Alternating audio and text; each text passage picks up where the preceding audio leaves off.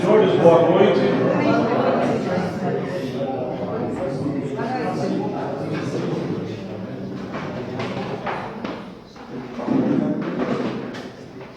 Eu vou falar aqui da frente, então eu vou falar sem a máscara, né? Bem, meu nome é Daniel Espira e estou na condição de diretor executivo lá do CIANREG, que é a entidade, é o consórcio da região carbonífera que está à frente, junto com a empresa Alto Uruguai, de todo esse trabalho de elaboração dos planos municipais de mobilidade urbana dos 9 municípios aqui do ANREG. Na verdade, nós temos 12 municípios associados, mas o projeto está contemplando 9. Fica de fora Criciúma, Forquilinha e Içara, que já fizeram os seus planos. Então, o consórcio reuniu os outros 9 municípios, está fazendo de forma integrada, até para a gente poder fazer esses planos dos 9 municípios, de maneira também a economizar o dinheiro público de todos esses municípios. Quero cumprimentar a dona Fátima Franca, arquiteta e urbanista representando a Alto Uruguai, que é a empresa que está executando junto com o consórcio esse plano de mobilidade. Cumprimentar o presidente da comissão do grupo de trabalho de mobilidade urbana, Kleber Zanelato de Siderópolis. Cumprimentar a secretária de Desenvolvimento Urbano e Habitação, Kelly Dalalana. Aqui um convite para que se faça presente aqui para depois também poder fazer o uso da palavra para dar abertura dos trabalhos. Secretário de Governo Romildo Soares, coordenador de Cultura Arilson Cordeiro, representante da nossa gloriosa Polícia Militar, o Sargento Everaldo, vereador Valcir, demorou muitos anos na Nova Veneza, ele já se conhece o nome da data com você. Vereadora Cláudia, vereadora Joelma e o vereador Matheus. Jade, o vereador Matheus, desculpa. É muito importante a presença dos vereadores, além de toda a população que também já se faz aqui presente, até porque todo esse trabalho no final vai ser transformado num projeto de lei, onde o chefe do executivo, depois do aval da assessoria jurídica, vai encaminhar para a Câmara de Vereadores e aprovado vai ser a lei de mobilidade urbana do município de Siderópolis.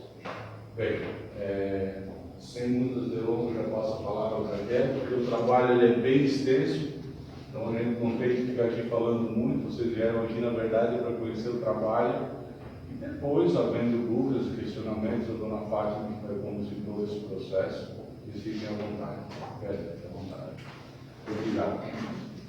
Boa noite a todos vocês. Primeiro agradecer, em especial, dona Fátima, para nossa surpresa, numa sexta-feira à noite, um dia chuvoso, a presença de pessoas tão importantes, A gente está com o link aberto já abriu para o início da reunião, então algumas pessoas estão acompanhando online. E de antemão quero agradecer ao Soares, que é o nosso secretário de governo, ao qual representa o nosso gabinete, justificando a ausência do prefeito, do vice-prefeito, da primeira-dama e da secretária de assistência social, que mandou a equipe aqui para representá-los, que foram até Florianópolis hoje, que o município foi contemplado com mais um carro que será disponibilizado para a Secretaria de Assistência Social.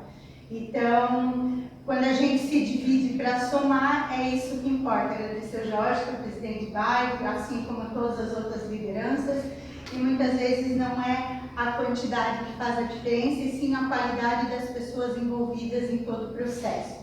Agradecer aos vereadores, que na última reunião a gente comentou, né, Daniel, que talvez nesse momento é uma das partes mais importantes, encerrando esse processo, sendo entregue ao governo do município, a gente passa para a etapa de aprovação na Câmara de Vereadores, né? Então é muito importante para que a gente não atrase o processo. Agradecer a toda a equipe da Secretaria que se disponibilizou também está aqui, a Raquel, que é a nossa procuradora, que chegou agora. Enfim, desejamos a todos um bom trabalho, em nome do prefeito Frank, do vice-prefeito Adriano. A gente agradece mais uma vez a presença de todos, Sargento Everaldo, e dizer que juntos, sim, a gente pode construir uma cidade forte, coesa e com uma propriedade nas discussões e no que a gente vai aprovar daqui para frente. Daniel, Fátima e Guilherme, sejam mais uma vez bem-vindos à nossa cidade. Muito obrigada. Pessoal, eu só gostaria de convidar para quem tivesse possibilidade de sentar-se mais à frente, até para a gente poder, vocês poderem acompanhar mais de perto, até porque os slides eles são letras um pouco miúdas. Eu acho que lá no fundo fica mais complicado. Tá? Agora então eu passo a palavra para a Fátima que vai conduzir os trabalhos. Uma boa noite a todos. Boa noite.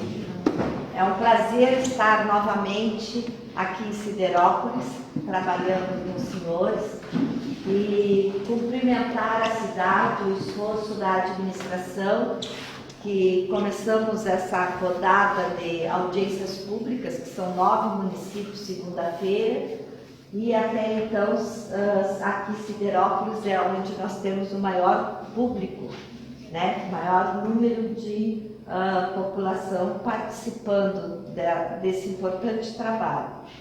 A apresentação de hoje do Plano de Mobilidade Urbana é de fundamental importância, porque é onde nós vamos apresentar o resultado, ou seja, nós vamos apresentar as propostas. A vez anterior que aqui eu estive nesse mesmo local, nós fizemos a oficina com a sociedade civil para levantar justamente os problemas que ela enfrenta no andar na cidade, no se deslocar na cidade ou nas cidades vizinhas, o ir e vir na cidade. Quais os problemas enfrentados por esta população nas mais diversas áreas da mobilidade urbana. Com esse trabalho feito com a população que apontou os principais problemas, mais o diagnóstico técnico que fizemos juntamente com os técnicos da Prefeitura Municipal, nós chegamos a um diagnóstico, e esse diagnóstico já foi entregue, está disponível no site da Prefeitura, no portal da Prefeitura Municipal, e agora nós estamos então na terceira e última etapa, que é a etapa, ora, se levantam os problemas, temos que achar soluções para eles, né? Então, nós hoje vamos apresentar as ações previstas para, se não eliminar os problemas apontados, pelo menos minimizar e, com certeza, não permitir que esses problemas aumentem, que já é um grande passo.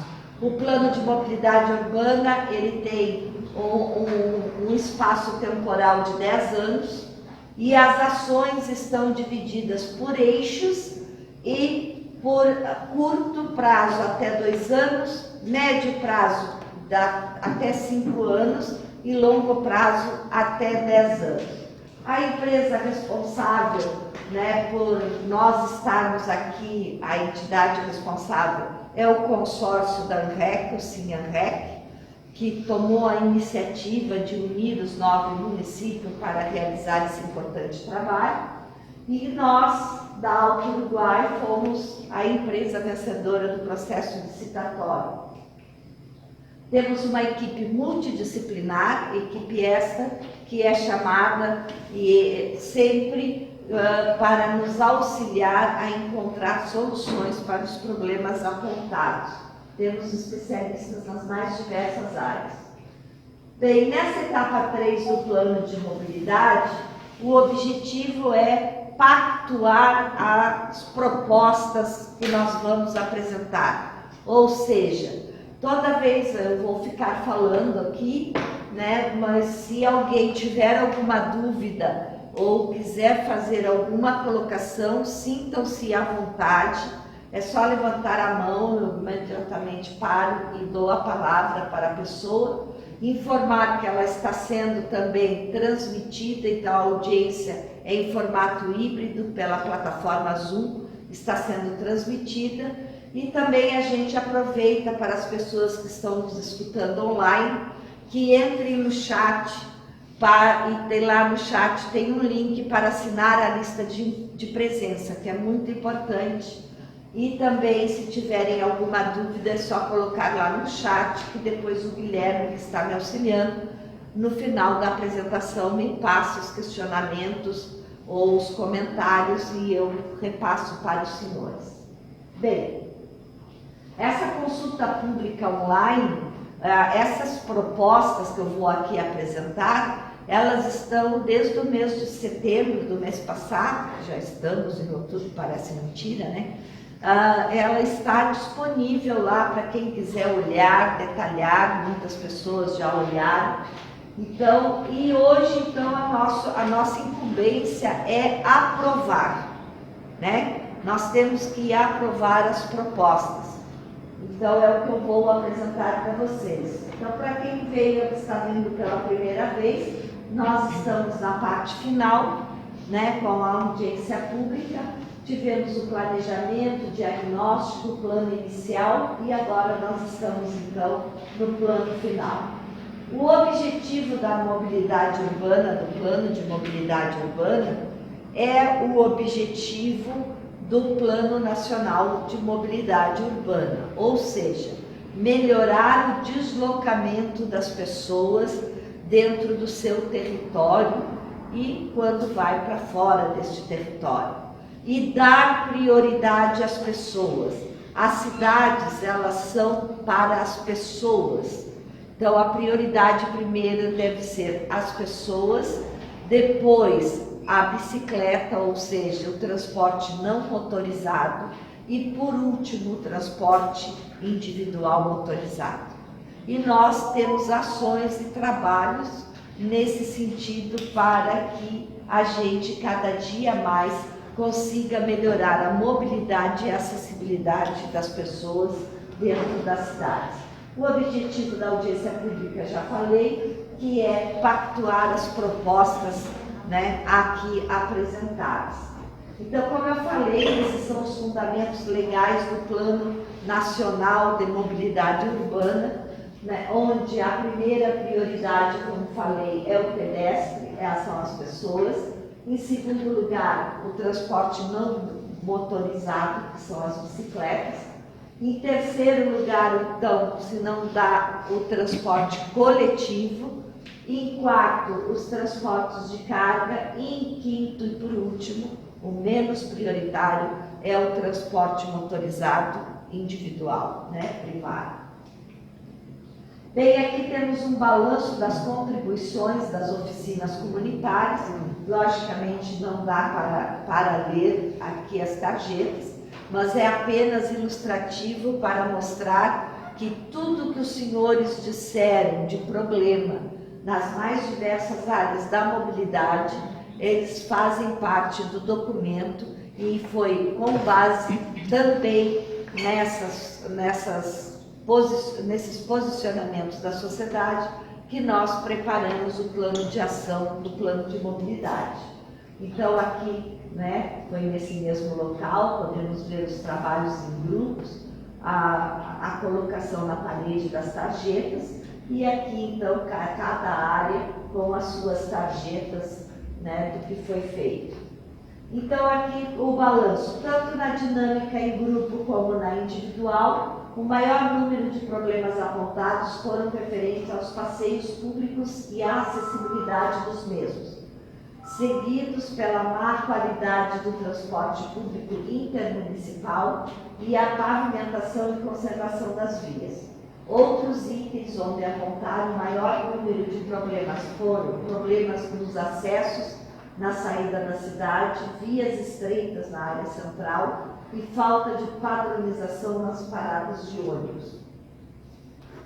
Em conformidade com a Política Nacional de Mobilidade Urbana, Lei Federal 2587 de 2012, os princípios para a mobilidade urbana do município de Siderópolis são conforme o artigo 3º: acessibilidade universal, desenvolvimento sustentável, equidade no acesso dos cidadãos ao transporte público coletivo quando houver, eficiência, eficácia e efetividade na prestação de serviços do transporte urbano, gestão democrática e controle social do planejamento e avaliação da política municipal da mobilidade urbana, segurança nos deslocamentos das pessoas, justa distribuição dos benefícios e ônus decorrentes do uso dos diferentes modos de serviços, equidade no uso dos espaços públicos de circulação, vias e logradouros, eficiência, eficácia e efetividade na circulação urbana. Os objetivos estão contidos no artigo 4º do nosso projeto de lei. Tanto os objetivos, os princípios e as diretrizes são as mesmas do Plano Nacional de Mobilidade Urbana, que somos obrigados a passar para o municipal. Então, nós temos como objetivos reduzir as desigualdades e promover a inclusão social, promover o acesso aos serviços básicos e equipamentos sociais, proporcionar melhoria nas condições urbanas da população no que se refere à acessibilidade e à mobilidade, promover o desenvolvimento sustentável com a mitigação dos custos ambientais e socioeconômicos nos deslocamentos das pessoas e carga nas cidades, consolidar a gestão democrática como instrumento e garantia de construção contínua no aprimoramento da mobilidade urbana. As diretrizes gerais estão no artigo 5º. Integração com a política de desenvolvimento urbano e respectivas políticas setoriais de habitação, saneamento básico, planejamento e gestão do uso do solo no âmbito dos entes federativos, prioridade dos modos de transporte não motorizado sobre os motorizados e nos serviços de transporte público coletivo sobre o transporte individual motorizado. Integração entre os modos e serviços de transporte urbano, mitigação dos custos ambientais, sociais e econômicos nos deslocamentos de pessoas e cargas na cidade.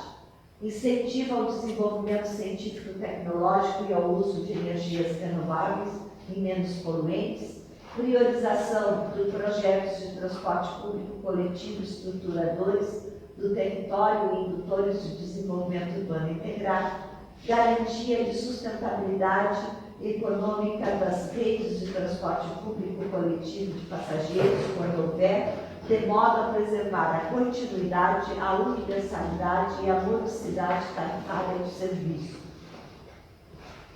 As estratégias e ações segundo os eixos estruturantes.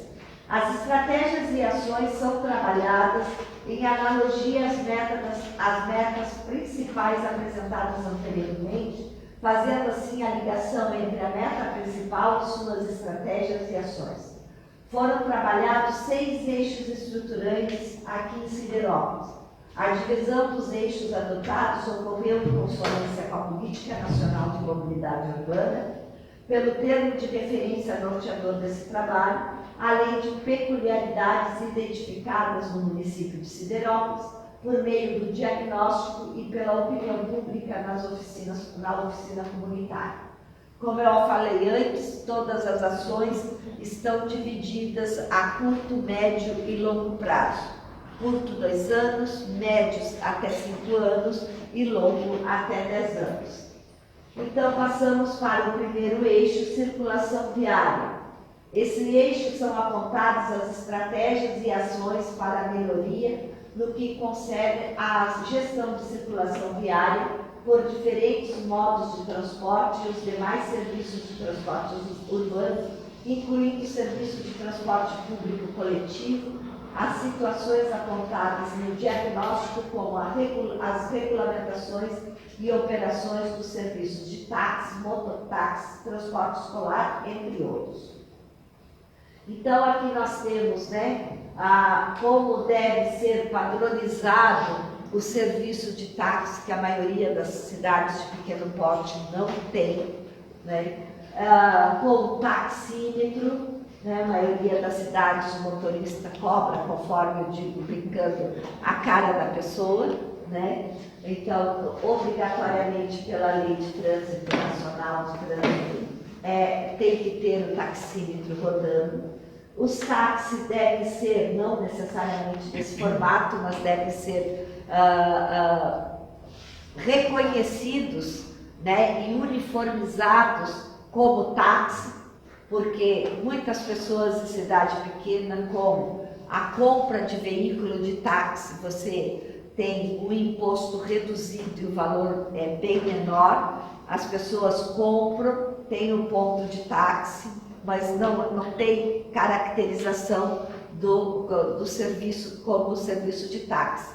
As pessoas na cidade pequena têm o número do telefone do motorista, o carro está em casa e o motorista é chamado quando há necessidade. Aqui em Siderópolis nós temos um ponto de táxi, né, e vemos aqui 3 veículos, deve ter mais.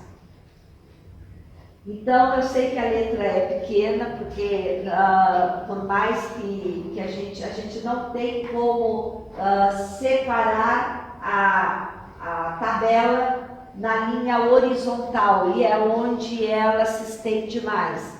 Então, nós temos na primeira coluna as deficiências, os problemas diagnosticados, na segunda coluna as estratégias para resolver esses problemas, na terceira coluna nós temos então as ações para atender essas estratégias, na quarta coluna as fontes de recursos possíveis de se alçar, né, se alcançar para conseguir efetivar as ações, e na quinta e última coluna então os prazos. Então, nesse primeiro eixo de circulação viária, o primeiro problema diagnosticado foi os serviços de transporte escolar dos alunos da rede municipal de ensino em Siderópolis é mantido pela Prefeitura Municipal, porém não há regulamentação do mesmo. Estratégia: necessidade de regulamentar o serviço de transporte escolar como forma de organizar a prestação do serviço com a manutenção sobre a manutenção dos dados sobre o seu funcionamento, possibilitando correções e intervenções da Prefeitura quanto à localização dos pontos e maior fiscalização do controle dos serviços prestados. Para o transporte escolar, nós temos 4 ações, 3 a curto prazo, uma a curto prazo, 2 anos, 2 a médio prazo até 5 anos e a quarta de uso contínuo. Então, a primeira ação é regulamentar o serviço do transporte escolar no município como forma de aprimorar a gestão do mesmo, a curto prazo. A ação 2, realizar levantamento do quantitativo de estudantes atendidos, como forma de identificar a demanda e se há necessidade de ampliação da frota de transporte escolar, segundo a demanda da população. Poder Executivo Municipal com recursos próprios, até renovar a frota, aumentar a frota até 5 anos.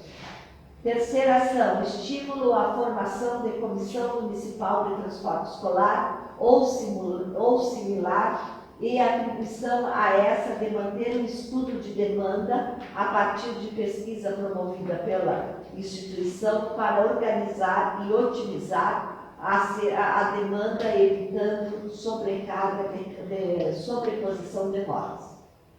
Quarta ação, manter a base de dados sobre o funcionamento, sempre atualizado a fim de manter a prestação de serviço sempre adequada ao atendimento da demanda da população. Segundo a deficiência apontada no diagnóstico, serviço de transporte de carga não é, de táxi, desculpe, não é regulamentado no município. Prever a legislação que regulamente o transporte de táxi em conformidade com a Lei 12.465 de 2011. Ação 1. Elaborar a regulamentação do transporte de táxi em Siderópolis, incluindo as exigências quanto às características físicas do veículo, aquilo que eu falei no slide anterior, idade permitida do veículo e principalmente das tarifas, controle das tarifas de prestação do serviço do transporte de táxi. Isso a curto prazo. Terceira ação, deficiência, ponto de conflito viário nos cruzamentos da Avenida Presidente Dutra com a Rua João Querluz e Rua Família Inocêncio. Isso? Desculpe, porque aqui a letra é meio ruim e meio adivinho, não conheço o nome das ruas da cidade. Promover, então a estratégia, promover a readequação viária como forma de melhorar o trânsito no ponto indicado, conforme preconiza o Manual de Projetos de Intervenção do Departamento Nacional de Infraestrutura e Transporte, DENIT. A ação elaborar o projeto ou contratação de empresa e ou profissional para a elaboração de projeto para instalação de rótula de outra estrutura viária no ponto indicado, como forma de se promover melhor fluidez do trânsito local e de acesso à unidade do pronto atendimento 24 horas, localizada na Rua João Querluz. Da Poder Público Municipal, recursos próprios a curto prazo. Eixo 2. Infraestrutura do sistema de mobilidade urbana e acessibilidade. Esse eixo, como em todas as áreas que se trabalha dentro da cidade, a infraestrutura sempre é a mais deficiente. É sempre aquela que apresenta mais problemas e requer mais ações e investimentos. Então, esse eixo tem por finalidade apresentar propostas e ações para a melhoria da infraestrutura do que compõe o sistema de mobilidade urbana, tal como infraestrutura de circulação de pedestres, de ciclistas, a pavimentação de vias, hierarquia do sistema viário, sinalização viária, entre outros. A proposta para a hierarquização das vias de Siderópolis compreende na divisão das vias por via arterial, são as vias de ligação de duas regiões da cidade, conforme o Código de Trânsito, usualmente possui controle do trânsito por sinalização semafórica, devem possuir intersecções em nível, o que possibilita o acesso a lotes e outras vias. Via coletora tem a função de coletar e redistribuir o trânsito pela cidade. Geralmente são vias de ligação entre as arteriais e as vias locais. E a via local, então, é destinada ao trânsito local, de fluxo local e com acesso, sobretudo, aos lotes residenciais. Aqui, então, nós temos a proposta da hierarquização viária, aonde as linhas vermelhas são as vias arteriais, as verdes vias coletoras e as demais, então, são as vias locais. Aqui nós temos ilustrações em algumas fotos da cidade com vários tipos de pavimentação nas nossas vias aqui em Siderópolis. Então, nós temos desde a pavimentação e sinalização por asfalto, por blocos, e asfalto e não pavimentação ou blocos de pavimentação que terminam e há um desnível grande entre um e o outro. Aqui estão os passeios públicos, outro problema que infelizmente não é um problema somente de Siderópolis, é universal a nível de Brasil.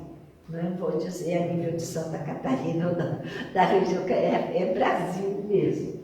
Vocês podem perceber que nós temos pavimentação com parte, né, de acessibilidade, com piso podotade. Nós temos o petit pavé, que são aquelas pedrinhas brancas e cinzas e pretas, né, que era muito utilizado, mas para o cadeirante é péssimo, né? Para nós mulheres de salto também, que usamos salto, é horrível de caminhar, é muito bonito, porque a gente faz desenhos, né, e era adotado antigamente por muitas cidades. E temos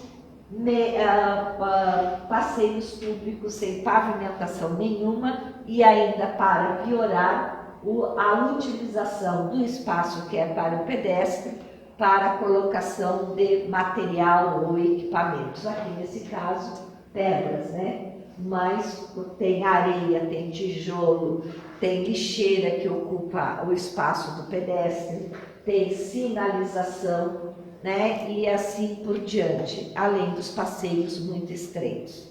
Então, o problema do passeio público é um problema generalizado. E aqui são somente alguns exemplos. Aqui temos outros muito estreitos, aqui o passeio, né? A pavimentação, como nós não temos a padronização dos passeios, cada um, quando faz do jeito que gosta.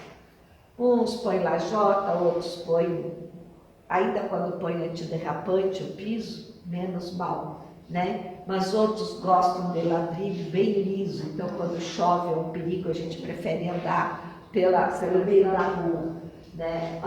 Mal colocação do piso podotátil é outro que é um problema sério a nível de Brasil. Por quê? Porque a nossa norma brasileira ela é muito confusa nesse sentido e técnica demais.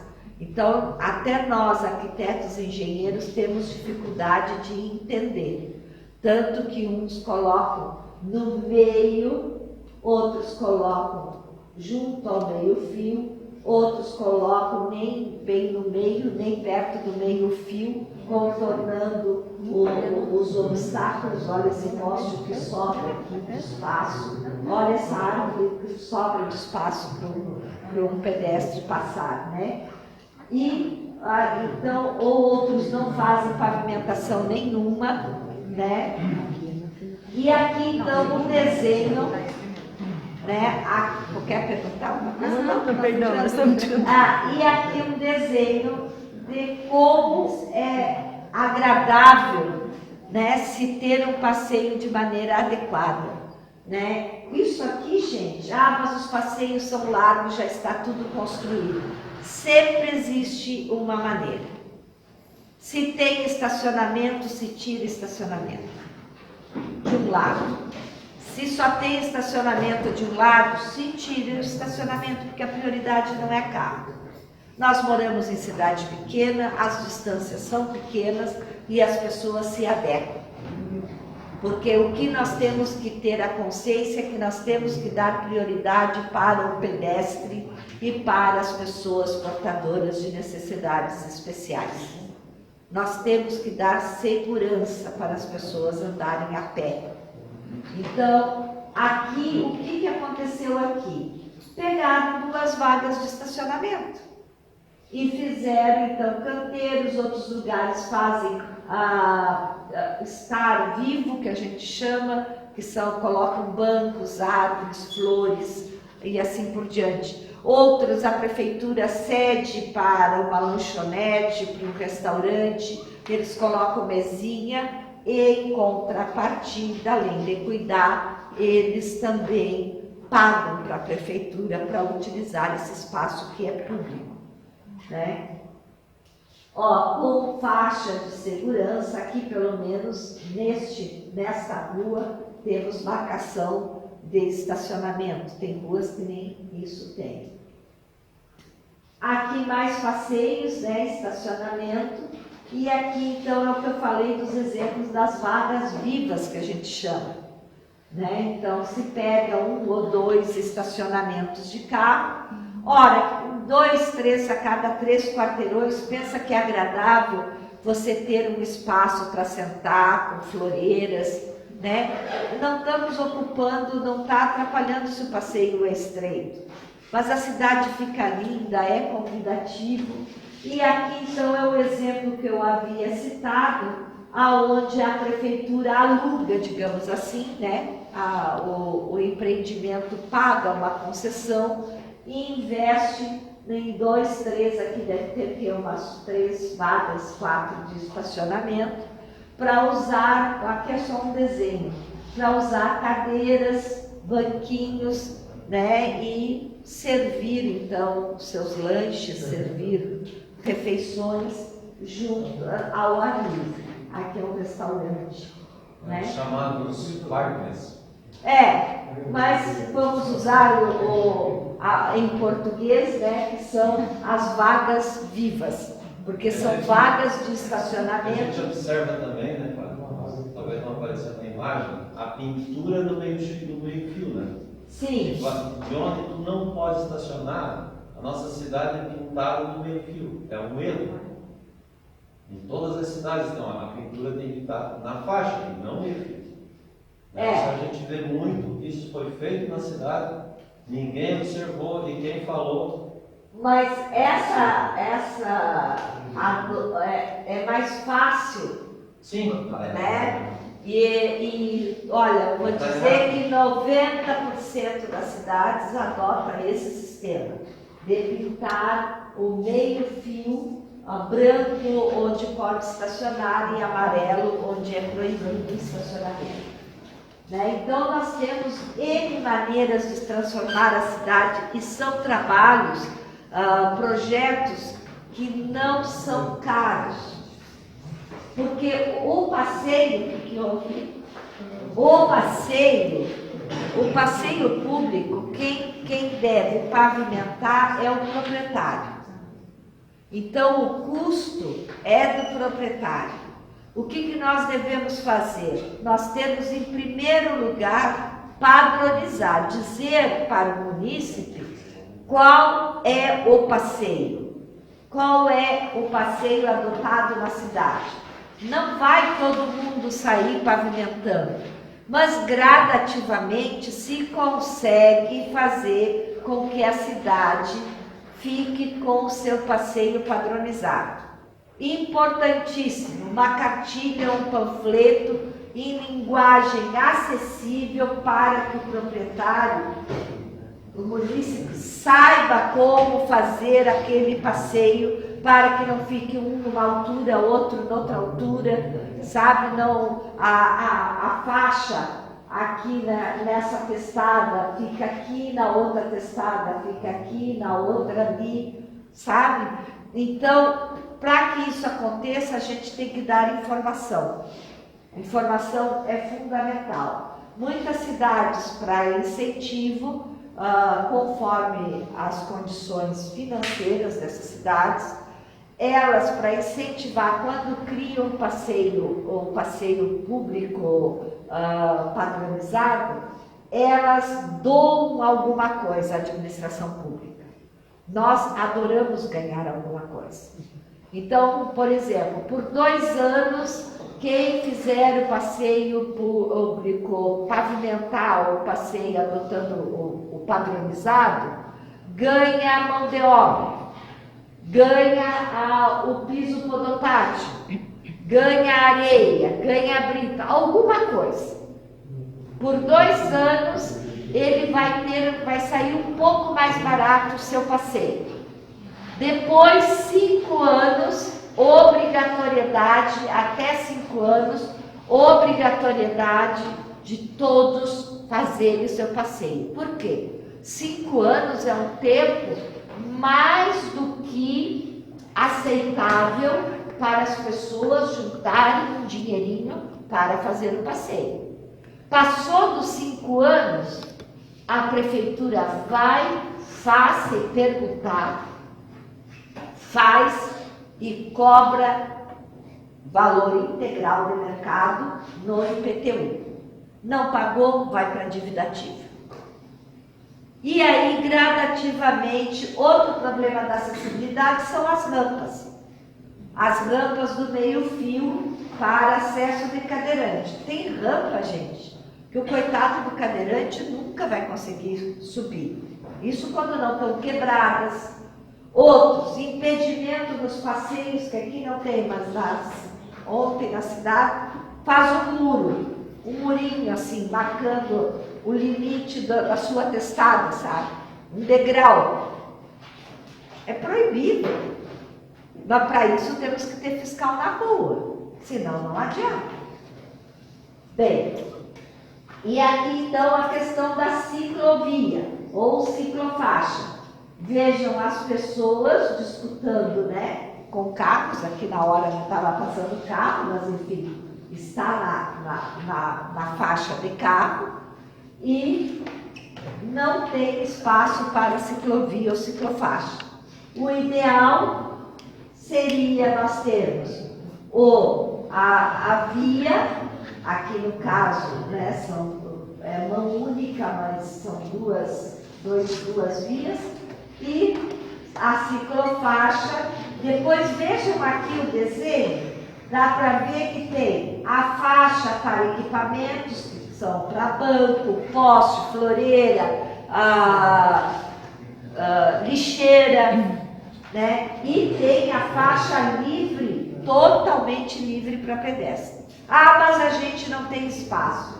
Novamente, se as ruas têm via dupla, né, vai e vem, se transforma de uma mão, um sentido, se faz binário e se usa a outra faixa para se ampliar os passeios, parte para se ampliar os passeios e parte para se fazer ciclovia. Claro que para isso a gente tem que fazer um plano de ciclovia, não é por ciclovia em tudo quanto é rua. Mas nas principais e ter continuidade. Também não adianta ter uma rua com ciclovia que não leva a lugar nenhum. Então tem que se planejar, né? Para tudo se precisa planejar. Então aqui, né, mostrando a faixa de pedestre, aqui a sinalização na cidade, alguns exemplos de sinalização.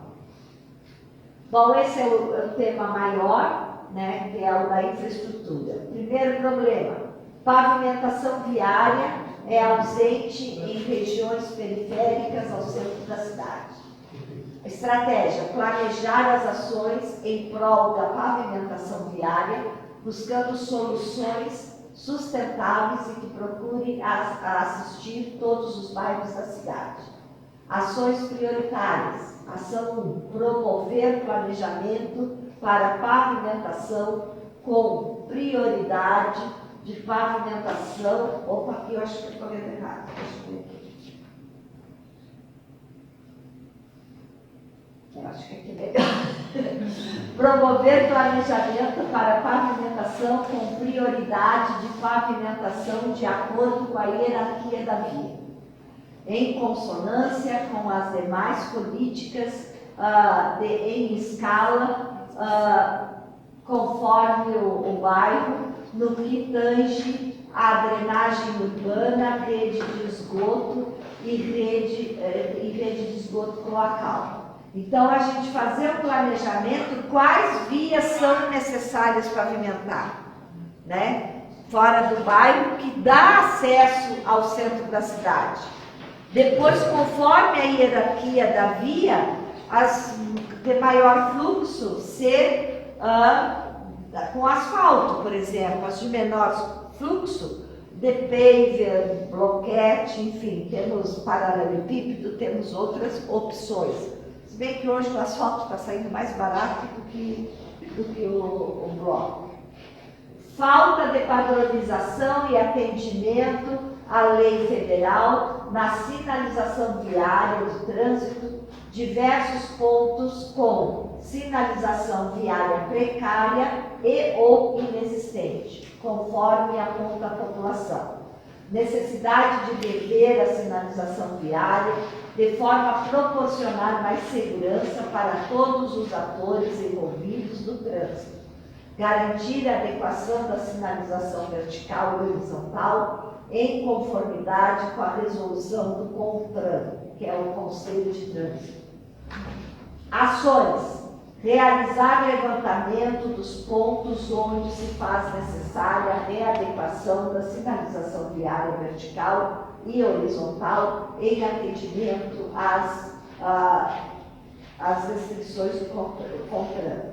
Poder Público Municipal, recursos próprios em 2 anos. Ação 2, promover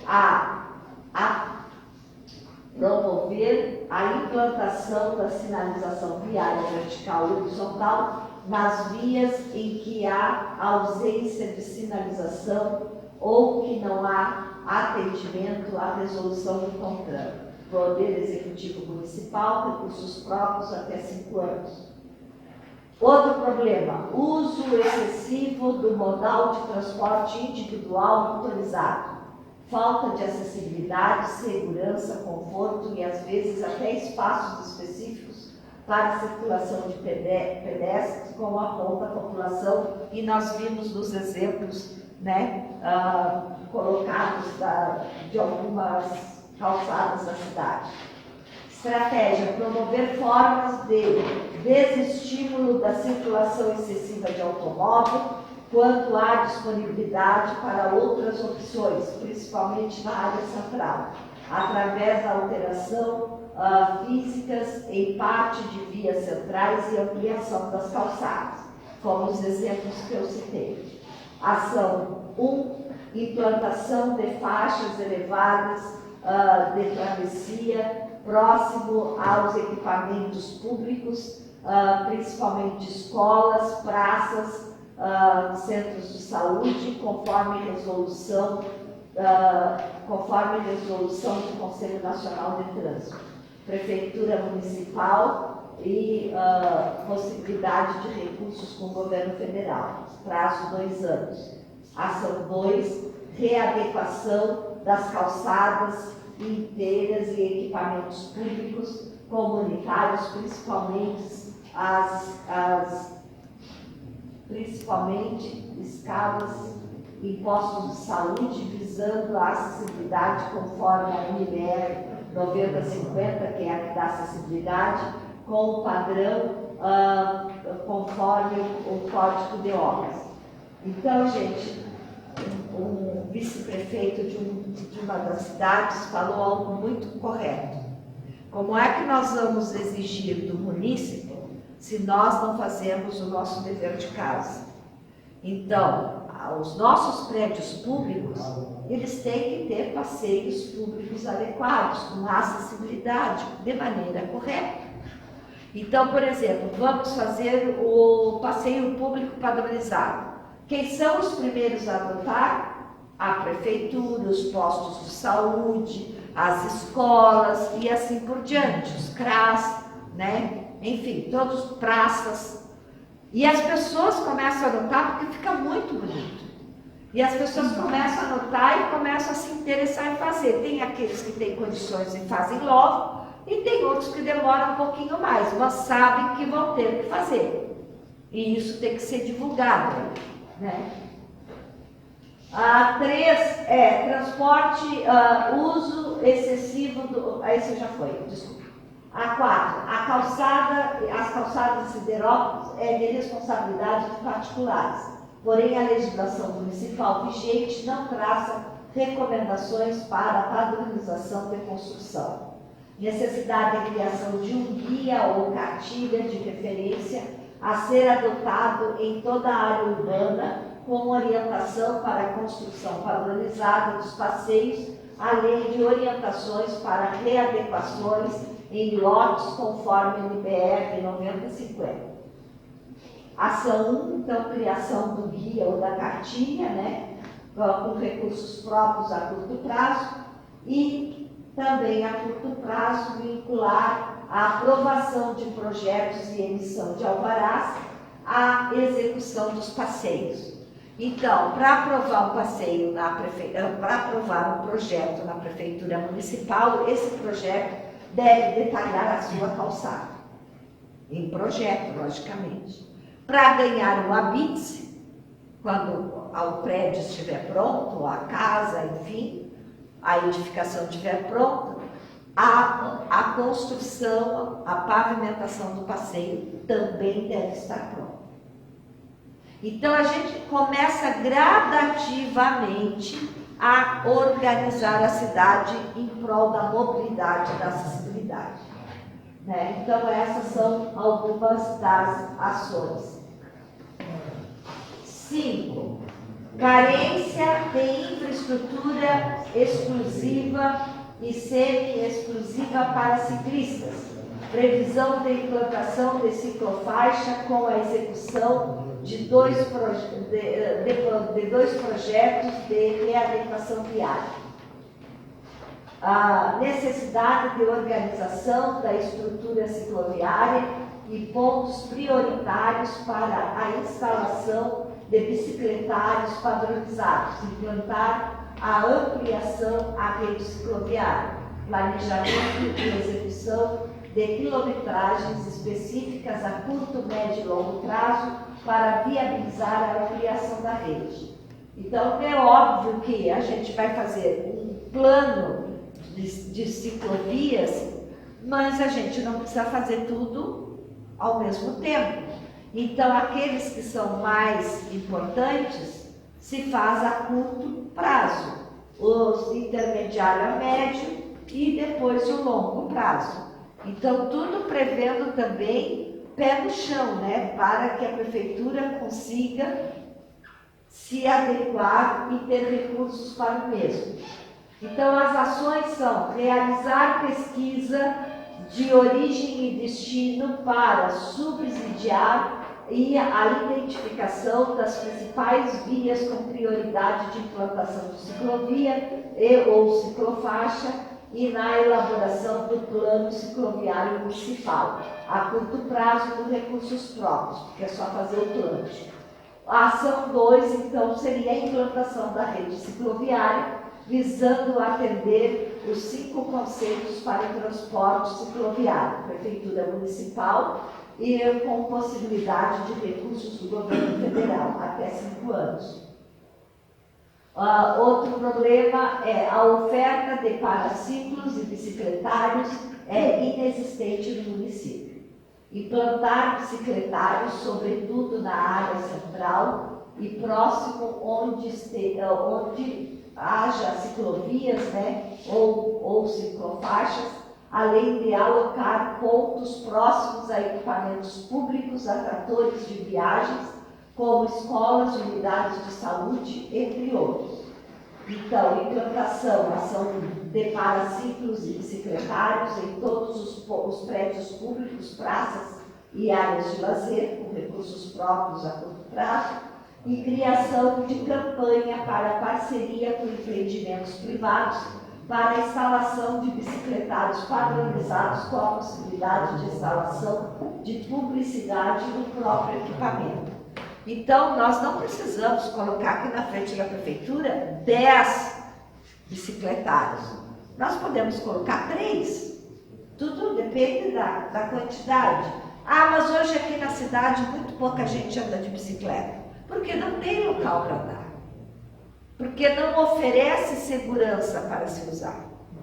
Então tem que começar pelo poder público. Aonde? Em locais aonde a população mais circula.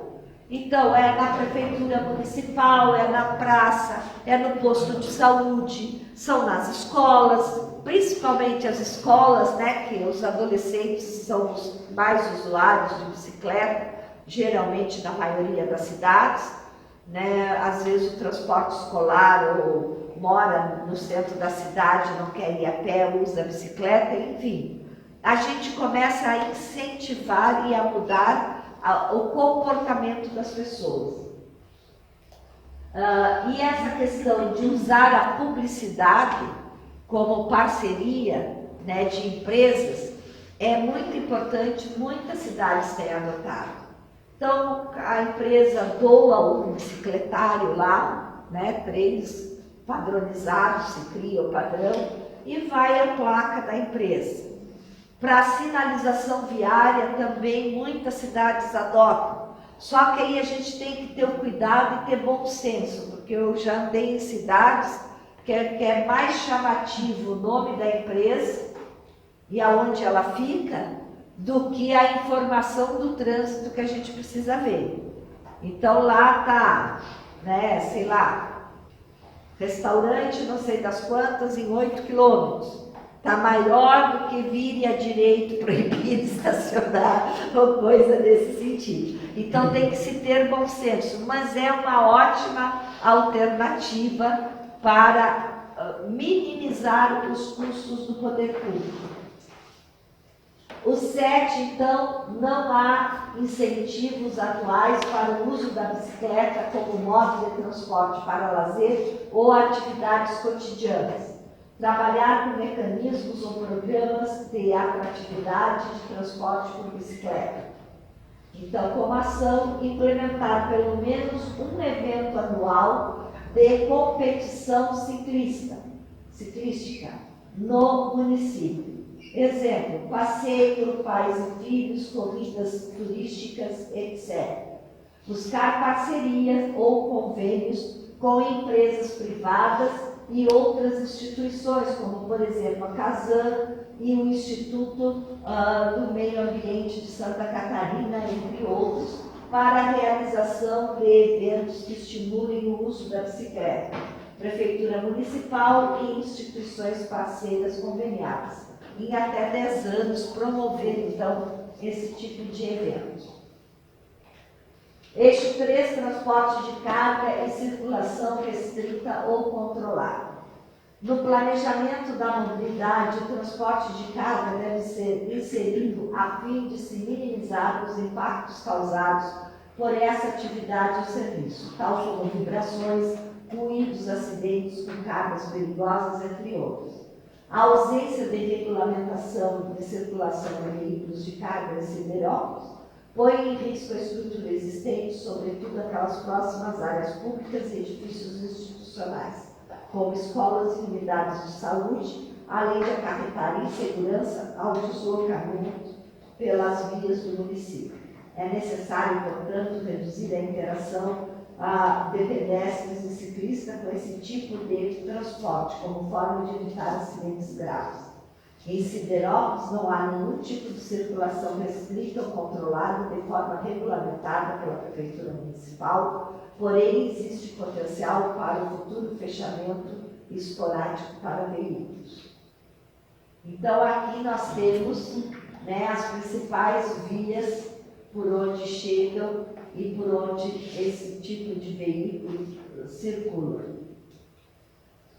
Então, transporte de carga e circulação restrita ou controlada, nós temos aqui, então, alguns exemplos do transporte dentro de Siderópolis.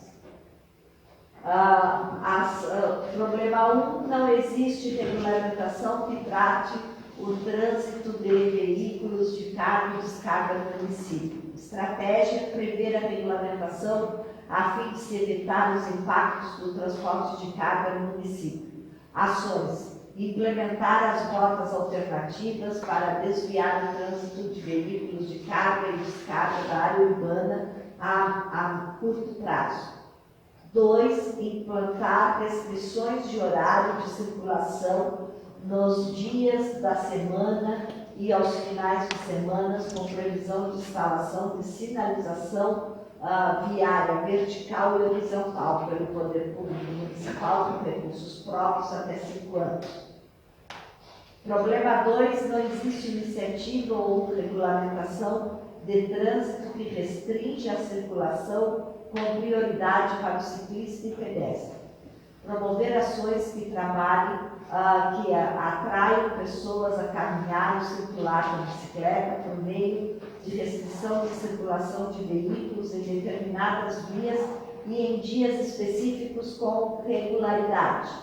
Ação 1. Determinar eixos e vias com prioridade de deslocamento de pedestres e ciclistas ou em vias de ligação entre equipamentos públicos e de lazer e ou áreas verdes, a fim de estabelecer vias exclusivas para pedestres, ciclistas ou calçadas a curto prazo. Promover o uso da avenida Porfírio Petri, isso?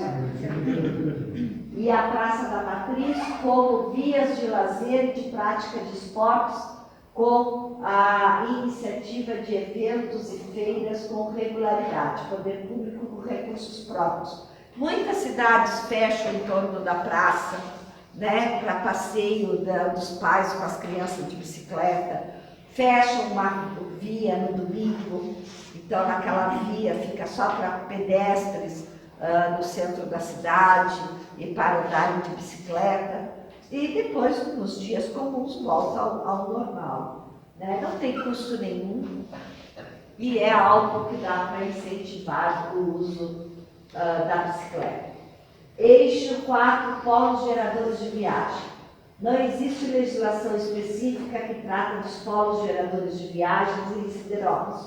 E o município também não dispõe de um plano diretor que institucionalize o instrumento do Estatuto da Cidade que poderiam ser passíveis de ser aplicados para se regulamentar os polos geradores de viagem, como, por exemplo, o estudo de impacto de vizinhança.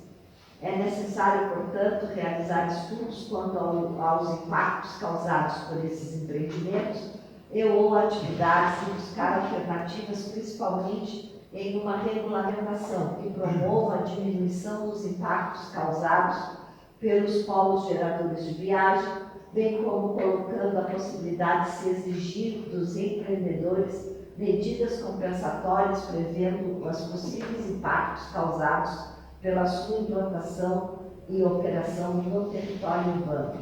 Então aqui nós temos um mapa onde mostram os polos, né, os empreendimentos e espaços públicos que geram trânsito, né, geradores de viagem. O problema, não existe regulamentação específica sobre polos geradores de viagem em Siderópolis, com a condição de apresentação de estudos de impacto geradores e medidas mitigadoras. Estabelecer em regulamentação específica que condicione os empreendimentos geradores de viagem a apresentar estudos e medidas compensatórios quanto aos seus possíveis impactos. As ações: regulamentar a obrigatoriedade da execução de estudo de impacto de vizinhança e possíveis impactos causados dos empreendimentos com medidas compensatórias desses impactos previstos a curto prazo.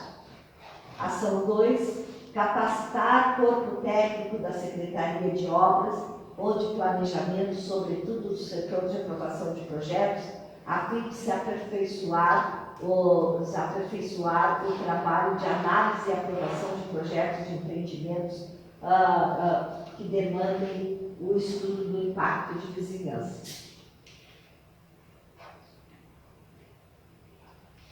O estudo de impacto de vizinhança é um instrumento do Estatuto da Cidade que é muito importante que todas as cidades coloquem, porque geralmente a gente pensa que causa impacto é a indústria, é um grande supermercado, a cidade pequena não tem, ou está lá na área industrial, no coisa. Gente, cidade pequena é a que mais tem. Vou dar alguns exemplos, citar alguns exemplos para vocês. Igrejas. Igrejas geralmente estão localizadas próximo do seu público-alvo, ou seja, zonas residenciais. O direito de um termina quando começa o direito do outro.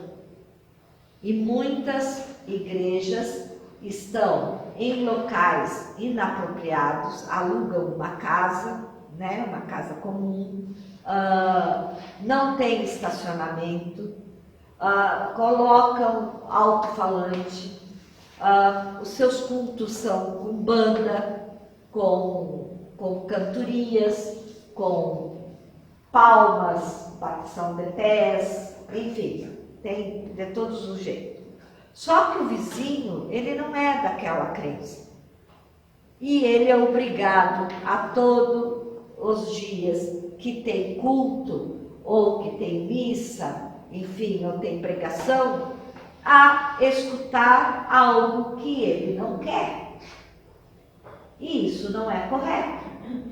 Então, as igrejas, independentes do tamanho, todas deveriam apresentar estudo de impacto de vizinhança.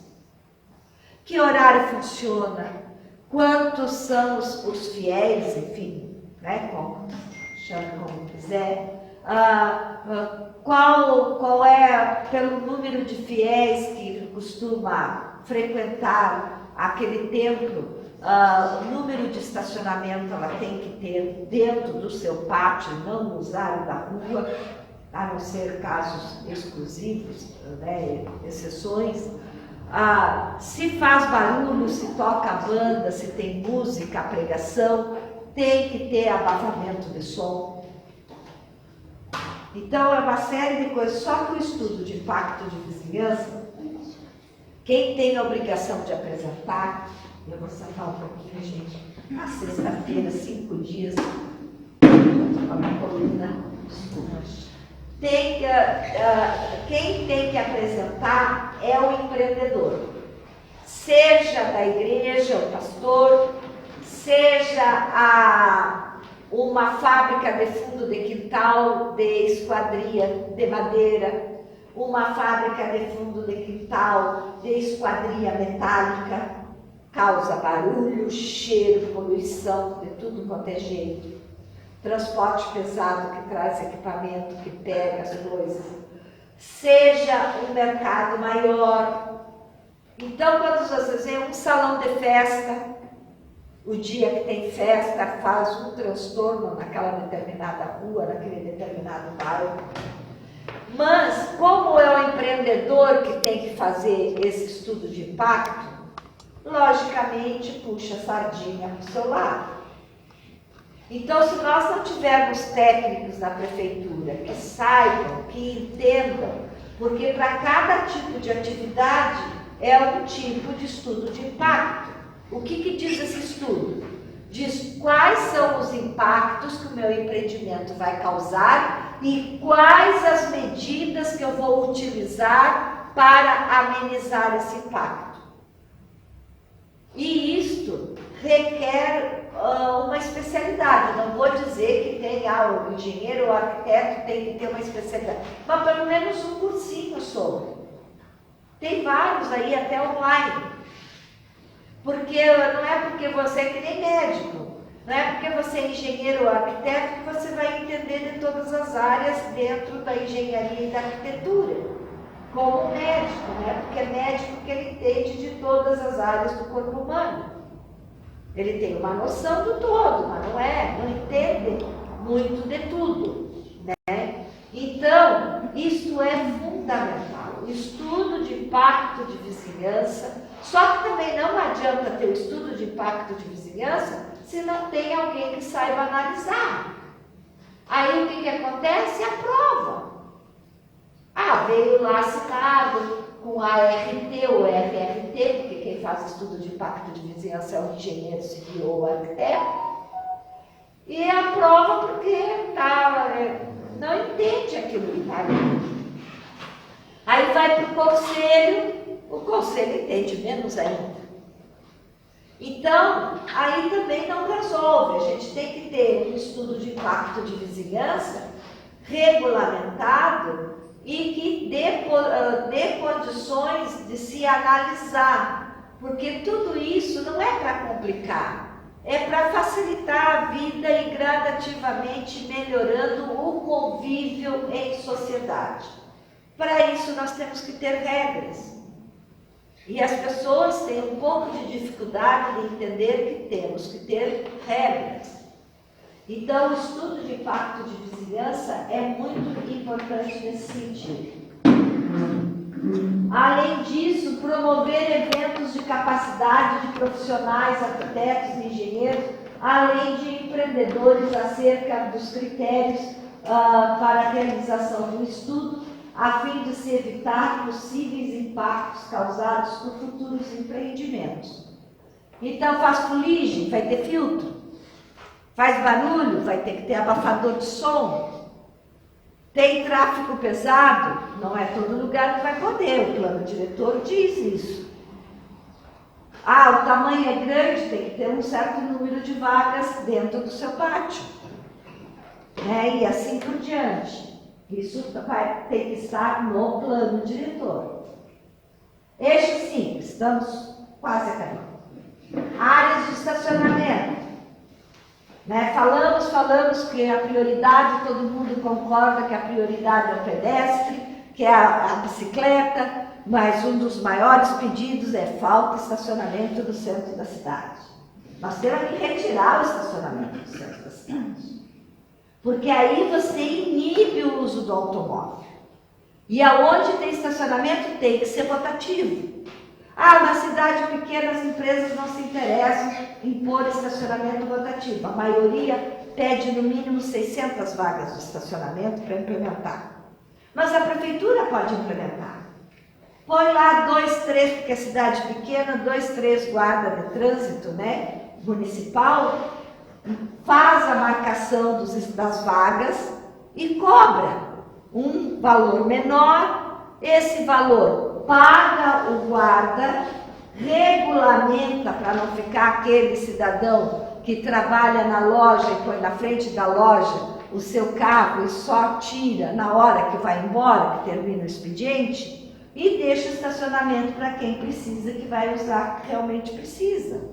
Então, se é rotativo, esse funcionário da loja ou o dono da loja, o dono é mais fácil, mas o funcionário, vou pegar de exemplo, ele não vai poder a cada 2 horas pedir licença para o chefe para sair, pegar o carro, rodar, procurar outro local e voltar, porque só aí ele já perdeu, sendo otimista, meia hora. E se coloca e paga. E se bobear, ainda sobra um troquinho para a prefeitura, sendo a prefeitura que comande, Então, dá para fazer isso. Então, a gestão do sistema de estacionamento na área urbana pode tanto ser feita de maneira direta, que é esse caso que eu dei exemplo. No caso, o município conta com um órgão dentro da sua organização institucional para realizar a manutenção das vagas, como também realizar a fiscalização do pagamento do estacionamento quando este é regulamentado.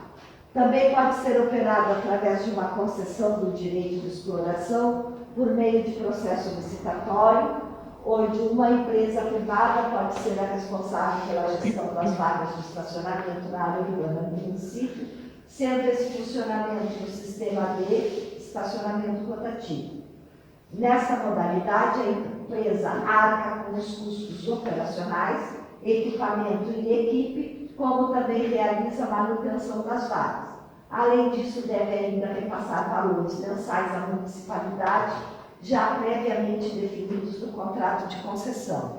Então, como o custo é muito grande da implantação por empresa, então eles exigem, lógico, um número mínimo de vagas que dê algum lucro, que eles também não vão se instalar onde dá prejuízo. Então, aqui nós temos um desenho em 3D, aonde nós temos, olha como fica bonito uma via. Claro, é desenho, mas nós temos cidades assim, em algumas ruas, não é toda a cidade assim também. Aonde nós temos, vejam aqui, o espaço livre para o pedestre, nós temos os equipamentos, uma faixa para árvore, para banco, para floreira, para lixeira. Nós temos a via de rolamento e nós temos estacionamento e algumas áreas vivas, estacionamentos vivos, fechando o estacionamento. Aí, por exemplo, o Lauro Miller, que está remodelando e colocando passeio, fizeram um barulho por aqueles canteiros já são estreitas ruas, que necessidade tem aqueles canteiros, nós precisamos de estacionamento. É o contrário, é para reduzir o estacionamento, é de propósito. Né? Olha, em Balneário Camboriú, o centrinho ali, as ruas são muito estreitas, a maioria, a não ser as novas avenidas. Estão tirando os estacionamentos. Só tem o privado, que é muito caro. Então, tu te obriga a ir a pé, né? Reclamaram, e muito. Então, agora tem o alargamento da faixa de areia, depois vai vir a reurbanização e de toda a cidade. Nós vamos ter ruas estreitas que nem vai passar carro, transversais, que vão ser exclusivas para ruas vivas, exclusiva para pedestres e ciclistas. Aonde nós vamos ter bancos, vamos ter mesinhas. Claro, é uma cidade praiana, é uma cidade turística, é uma cidade que tem dinheiro, a gente sabe disso. Mas para ver que lá também reclamam. Quase crucificaram o prefeito. O anterior que tirou praticamente os estacionamentos da avenida da praia, da Atlântica, né? Depois os outros foram gradativamente tirados. Por quê? Porque tem que pôr ciclovia. Então o que eles fizeram? Aonde tinha estacionamento dos dois lados, tiraram um lado. Aonde tinha só de um lado, não tem mais estacionamento. É o único jeito, porque a cidade também é antiga, as ruas são estreitas, os estacionamentos eram os passeios públicos estreitos, tinha ainda que pôr ciclovia, né, ciclofaixa, que a maioria é ciclofaixa, porque a diferença de ciclofaixa e ciclovia é a largura das mesmas e a barreira entre a bicicleta e o carro, e o passeio público. Então, claro, precisa um espaço maior. Então, geralmente, a ciclofaixa, que é mais barata, aí põe os faixões e pinta só o espaço, né, que era antes do carro, pinta o espaço e põe aquelas símbolo, é vermelho, tem no Código Nacional, né, tem a padronização e pinta a simbologia da bicicleta. E aqui, então, nós vemos que, ó, pelo menos parte já está pintada. Então, seria só ver a vaga de cada um, porque também tem aquele motorista egoísta, né, que usa 2 vagas quando usa quase 3. Bem no meio, ele se coloca. Aí na frente, um pouco, deixa um espaço na frente, tem garagem, aí a gente não consegue colocar o carro.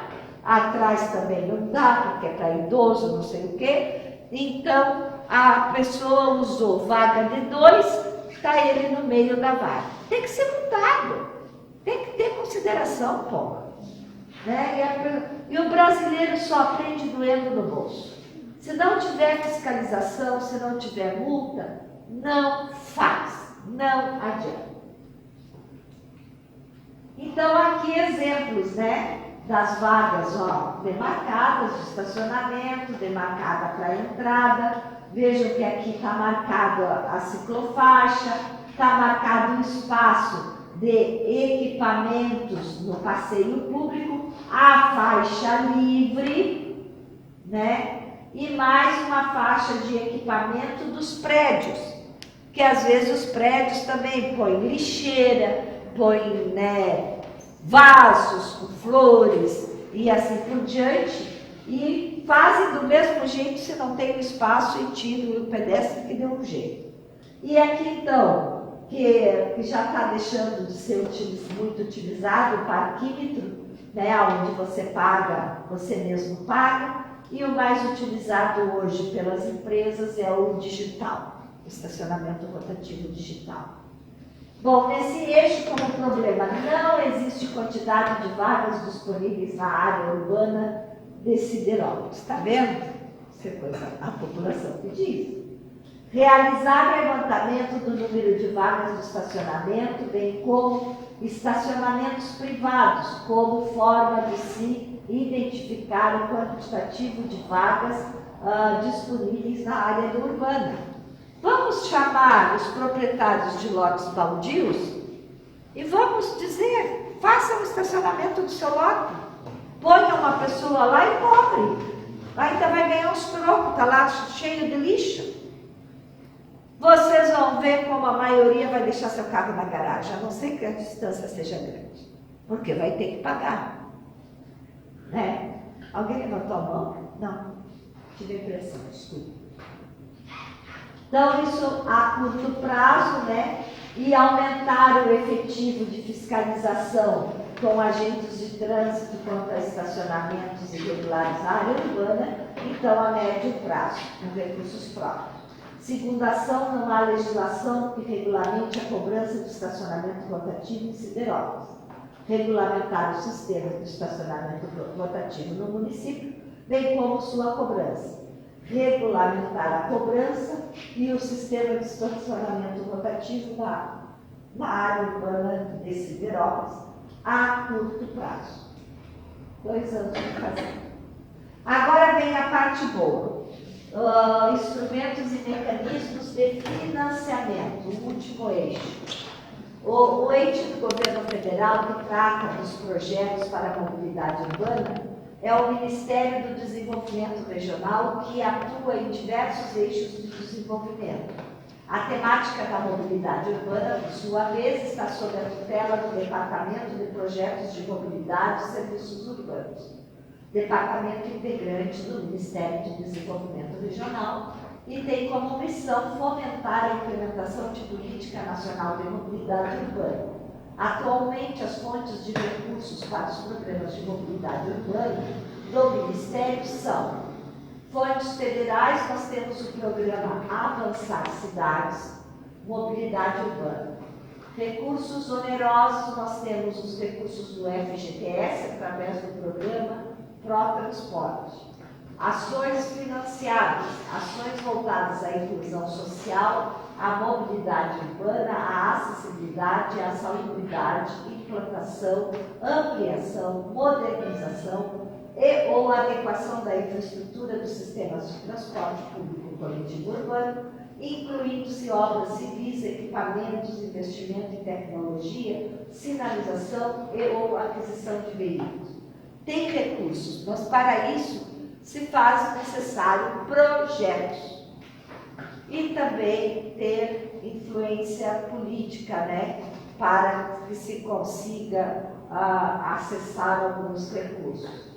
Recursos não onerosos nós temos do OGU, que é o Orçamento Geral da União, através também do Ministério do Desenvolvimento Regional. Outras fontes de recursos são instrumentos da Política Nacional da Mobilidade Urbana, instrumentos do Estatuto da Cidade, tem vários instrumentos que devem estar previstos e regulamentados no plano diretor para serem utilizados, emendas parlamentares, parcerias públicos-privadas, como eu já citei aqui, fontes multilaterais e internacionais, tarifas de serviço, também foi citada a questão do estacionamento rotativo, a captura de valor, como por exemplo contribuição de melhoria, contrapartidas negociadas, entre outras, que é a questão da publicidade, um dos exemplos, incentivos ao investimento, recursos próprios e transferências, recursos de multas e tributos. Além desses mecanismos e fontes, a lei do plano diretor municipal pode institucionalizar instrumentos urbanísticos previstos no Estatuto da Cidade como operação urbanas consorciadas, sendo um conjunto de intervenções e medidas coordenadas pelo poder público, com a participação dos proprietários, moradores, usuários permanentes e investimentos privados, visando potencializar o ganho de qualidade ambiental decorrendo da reurbanização e requalificação urbana de determinada área. A operação urbana consorciada tem o objetivo de alcançar transformações urbanísticas e estruturais, realização de novos investimentos, melhorias sociais e valorização ambiental, ampliando os espaços, organizando o transporte coletivo e implantando melhorias de infraestrutura do sistema viário. Eu tenho citado que, por exemplo, eu regulamentei para o município de Camboriú, não Balneário, Camboriú. Eles conseguiram um financiamento grande lá e mais alguns recursos federais para alargamento das vias, que eram muito estreitas, algumas vias principais, para ter uma grande transformação de mobilidade no município de Camboriú. Qual o problema? O espaço, como tudo que é federal, eles te dão o dinheiro para a obra, né? Mas o terreno tu tens que ter. Então, a creche, eles te dão a creche, mas tu tem que ter o terreno. Né? As casas populares, eles te dão as casas, mas tu tem que fazer o loteamento. E para alargamento de vias e pavimentação, da mesma forma. E o jeito de alargamento era utilizar o recuo que os proprietários têm nos seus terrenos, porque lá há muito tempo é obrigatório um recuo frontal de 3 metros, em algumas ruas 5 metros. Mas tem que pagar, né, para o proprietário isso aí. A prefeitura não tinha dinheiro. Então, com a operação urbana consorciada, eles criaram o potencial construtivo, que o proprietário podia, como é no centro da cidade, vender o seu potencial construtivo. Ele, daquele recuo, ele não pode construir nada, recuo para jardim e justamente para alargamento de vias. Mas, como naquela rua, vou dar um exemplo fácil de fazer a conta. Pode 10 pavimentos. Ele tem um lote de 10 por 3, o recuo dele é 3 metros e tem 10 de testado. São 30 metros. Vezes 10 pavimentos, são 300 metros quadrados de potencial construtivo. Lógico que ali ele não vai poder usar esses 300 metros. Mas ele pode vender para uma empreendedora que está construindo um prédio e já saturou o potencial que ela tinha construtivo. E 300 metros, gente, dá 3, 4 apartamentos, se não mais. Então, a construtora, a empreendedora, compra do cidadão esse potencial construtivo e consegue fazer mais pavimentos e mais apartamentos. A prefeitura não precisa pagar a indenização, o proprietário ganha, a prefeitura ganha e a população ganha por ter alargamento viário e de calçadas e assim por diante. Outro exemplo de operação urbana consorciada, também de Camboriú. Eles tinham num bairro grande e carente um grande terreno público, mas eles não tinham dinheiro destinado para a praça. Eles não tinham dinheiro para a construção da praça. E uma empresa de grande porte se instalou, e próximo ali do local, logicamente, e faltava para ela, quer dizer, se instalou não, para aprovação do projeto, para instalar a empresa, conforme o número, tem determinado número de vagas de garagem e estacionamentos. E faltava para ela 10 vagas de garagem, de estacionamento ou garagem. O que a prefeitura fez? Uma operação urbana consorciada. A empresa recebeu a concessão por 30 anos,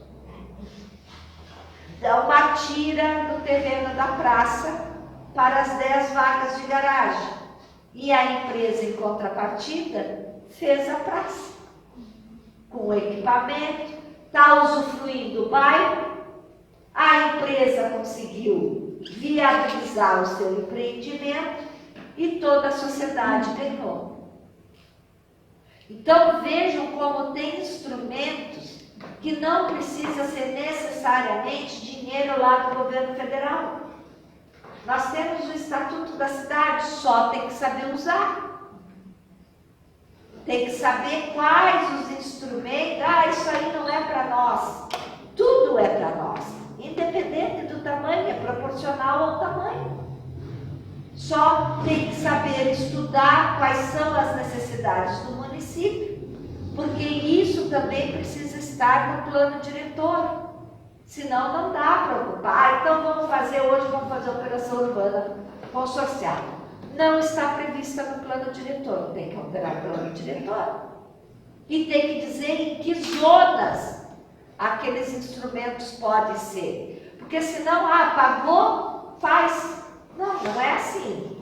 Tem que ver se tem infraestrutura no local, se absorve aquele tipo de empreendimento naquele determinado local. Então, conforme a infraestrutura de largura de vias, de esgotamento sanitário, de abastecimento de água, a gente permite ou não permite determinados instrumentos do Estatuto da Cidade. E aí a gente começa a jogar. Então, aqui eu já expliquei as melhorias sociais, já dei exemplo das duas, tanto de infraestrutura viária como melhorias sociais.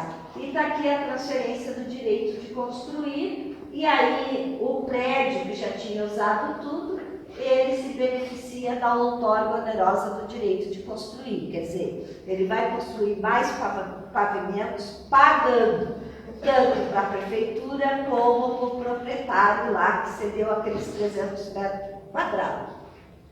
A prefeitura também ganha. Dá para fazer tudo? Claro que não. Mas isso é um ou outro prédio que aparece que necessita. Então consegue absorver, dependendo da via onde que esse prédio está instalado, né? Aqui, gente, é só para mostrar para vocês que todas aquelas ações, as que estão a curto prazo que eu li, estão no artigo 22. As que são a médio prazo, até 5 anos, estão no artigo 23. E as que estão a longo prazo estão no artigo 24. Então, vai estar sendo aprovado na lei. Outra coisa que nós temos, que é o último slide, é a gestão e a fiscalização do plano. Tem que gerir esse plano, tem que fiscalizar. Então, quem que vai fiscalizar? O Conselho. Aqui, no caso, é o Conselho Municipal da Mobilidade Urbana, que quiser, como órgão superior de assessoramento e consulta da administração municipal, com a função fiscalizadora e deliberativa no âmbito da sua competência, conforme dispõe no seu artigo 26. E as atribuições desse conselho estão no artigo 27, que são elaborar e aprovar seu regimento interno, eleger entre seus membros o presidente e vice-presidente, dar encaminhamento às deliberações das consultas e audiências públicas, opinar sobre questões de uso do solo relacionadas com a mobilidade urbana e rural, deliberar e emitir pareceres sobre propostas de alterações desse plano de mobilidade e legislações correlatas ao tema de mobilidade, acompanhar a execução do desenvolvimento de programas e projetos relacionados a esse plano, manifestar-se sobre propostas de taxas e tarifas e outros preços públicos do sistema da mobilidade. Saiu errado a palavra, tá? Desculpa. De Siderópolis, necessário ao alcance dos objetivos desse plano, acompanhar a implementação do plano de mobilidade e sua revisão, devendo reunir-se pelo menos 3 vezes por ano com o fim específico de monitoramento das ações do mesmo, receber informações necessárias para o desenvolvimento de suas atividades.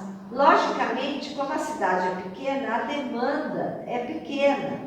Então, se o conselho se reunir 3 vezes por ano, a não ser que surja algum projeto, alguma coisa relacionada à mobilidade que haja necessidade, aí chama. Se não, fica 3 vezes por ano, é mais do que suficiente.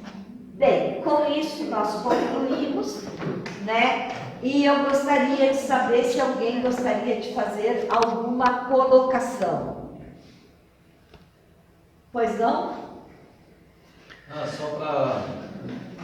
A gente ouve em jornais, televisão, mobilidade urbana, né? A gente acha que a questão da mobilidade urbana é exclusivamente para quem tem problema físico. Pessoal, é o que diretamente cara as pessoas veiculam isso, né? E através dessa explanação, até foi bem rápido, a gente vê que o negócio é muito maior, certo? E é bem mais complexo do que a gente imagina, né? Porque a mobilidade, ela não passa exclusivamente para o deficiente, ela é de todos. É muito mais fácil eu subir uma rampa do que subir 20 degraus. E pior para quem tem problema de deficiência, né? Então, conhecimento físico ou visual. Mas para mim é muito mais fácil também, que não tem esse problema. Então, através dessa explanação, é algo muito maior, muito maior. Isso é importante que todos tenham essa consciência de que isso é muito grande. Não é só a questão do caminhar, né? Isso daquilo. É que nem eu citei o exemplo ali, né? Como foi feito um erro na cidade. Pintar o meio-fio. Aquilo é um erro, está no código. E foi feito, foi aprovado, foi licitado e foi executado. É a pista e não meio-fio. Meio-fio, aí fica essa coisa horrorosa que a gente tem na cidade. E não teve o que a Fátima costumou de falar, frisou bastante: fiscalização. Né? Fiscalização de quem é? E da população também. A população não sabe, mas a população deveria participar dessas ações, desses debates, né? E o município também tem que chamar, porque a sociedade ela tem que participar sem que o município, vem cá, né? E a questão da consciência de todo mundo. E a acessibilidade, gente, a gente sempre pensa, né? O podotátil é para o cego. Sim. E a rampa e coisa é para o cadeirante. Gente, nós temos os idosos, nós temos as pessoas que estão com mobilidade reduzida temporária por acidente, nós temos outras que têm problemas de saúde que fazem com que a sua locomoção também seja reduzida. Então, não são as mães com carrinhos de bebês, né? As grávidas, que precisam de segurança para andar a pé. As pessoas não sabem, mas se eu tropeçar e quebrar uma perna num buraco que não tem pavimentação no passeio público, e eu entrar com uma ação na justiça, eu vou ser indenizada. Paga o proprietário e paga a prefeitura que não fiscalizou o proprietário para fazer. Então, nós não estamos acostumados com isso. Né?